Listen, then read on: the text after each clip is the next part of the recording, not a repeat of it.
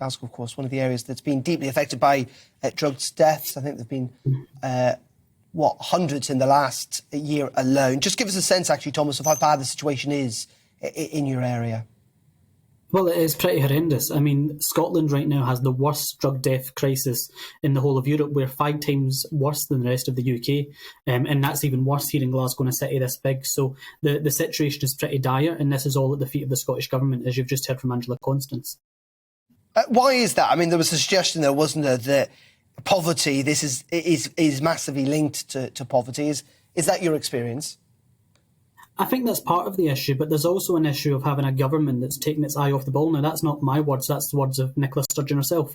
This government in Scotland has presided over this terrible rise in deaths that's happened in Scotland. They've presided over an absolute disaster that's happened when it comes to our drug deaths and budgets cuts when it comes to health and social care partnerships. And that's all at the feet of Nicola Sturgeon. So they've got the priorities wrong. The First Minister admitted that last year when she said it, she took her eye off the ball. I'm glad to finally put it back on the ball, but I don't think that has happened properly because they're focusing on other priorities rather than what we actually have to tackle here. Is this the SNP's fault, though, in the sense that, drug deaths, as far as I know, have been higher in Scotland way before the SNP came into government? Might be right in that they've not done anything to tackle it. Situations got worse, but this is a very, very long-term issue.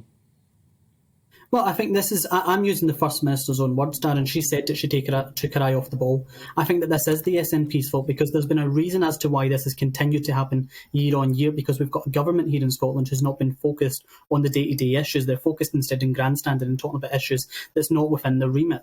So over the past few years, we have seen a scandalous rise in drug deaths. There's a very easy solution here to this, and that's what the Scottish Conservatives proposing with the Right to Recovery Bill. I'm hoping that the Scottish Government will get behind that. If they're serious about tackling drug deaths, then let's work cross-party on it. But right now, I'm not convinced that is the case.